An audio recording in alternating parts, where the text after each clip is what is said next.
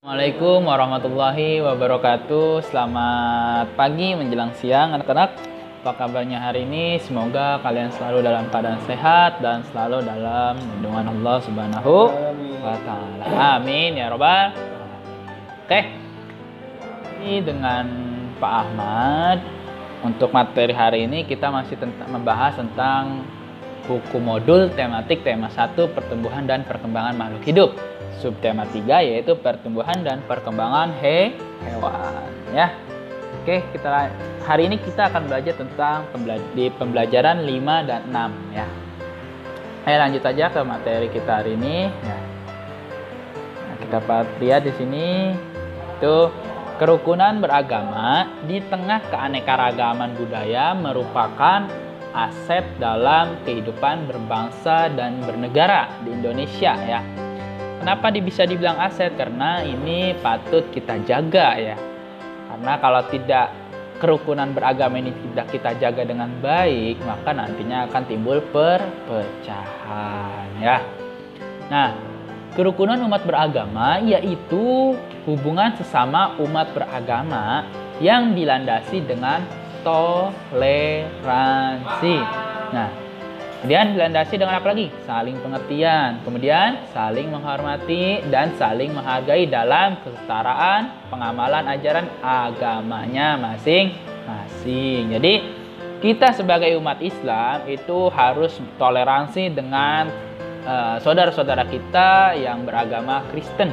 Ya, misalkan ketika mereka menjalani ibadahnya menurut kepercayaan mereka masing-masing, ya kita tidak boleh mengganggunya, tidak boleh mengata-ngatainya ya. Ya, jadi kita harus saling menghargai satu sama lain, tidak saling mencela ya, mengganggu ya. Oke. Nah,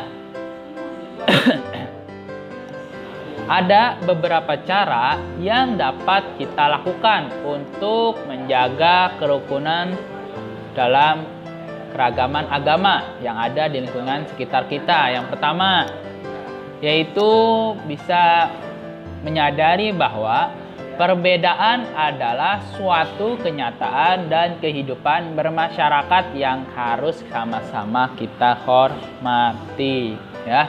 Yang kedua itu menghormati agama dan keyakinan orang lain. Seperti yang Pak Ahmad bilang tadi, tidak boleh saling mencela atau mengata-ngatain ya. Yang ketiga, tidak memaksakan keyakinan agama kita kepada orang lain. Contohnya, misalkan kita punya teman seorang Kristen ya. Hei, kamu harus masuk agama Islam ya, tidak boleh beragama Kristen. Nah, tidak boleh begitu ya. Jadi, kalau memang dia ingin masuk Islam, maka masuklah dengan dengan sendirinya ya. Jadi tidak ada paksaan ya dalam beragama, karena semuanya dalam ajaran agama kita juga tidak ada paksaan untuk memeluk agama Islam. Sesuai dengan ayat Al-Quran, lakum dinukum waliyadin ya. Agamamu untuk agamamu dan agamaku untuk agamaku ya. Lanjut, cara selanjutnya untuk menjaga kerukunan lingkungan sekitar kita yaitu bersikap toleran terhadap keyakinan dan ibadah masing-masing agama ya. Ketika hari Jumat ya, atau kita sholat 5 waktu di masjid ya, kita melakukan ibadah kita, maka orang yang di luar Islam tidak boleh mengganggu kita. Begitu juga kita sebaliknya.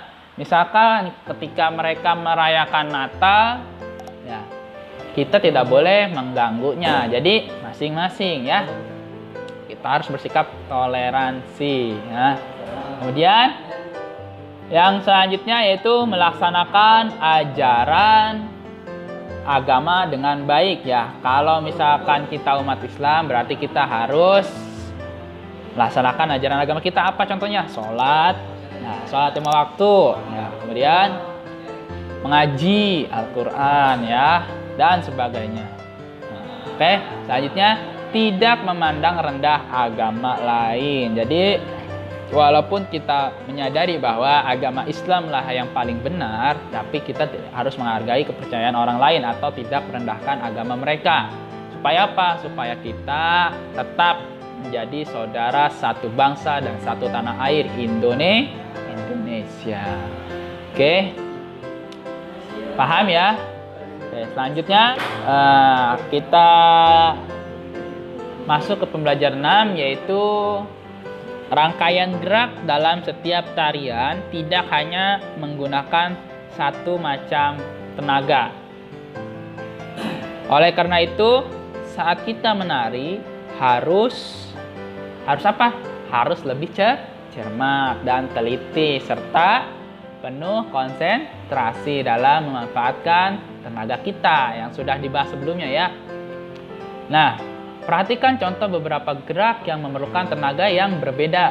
Nah, yang pertama, gerak tangan ringan ya, gerak dengan tangan ringan. Kita lihat di sini ya, gerak tangan ringan. Ini hanya membutuhkan tenaga yang sedikit. Nah, oke ya. Kemudian ada gerak dengan tenaga kuat.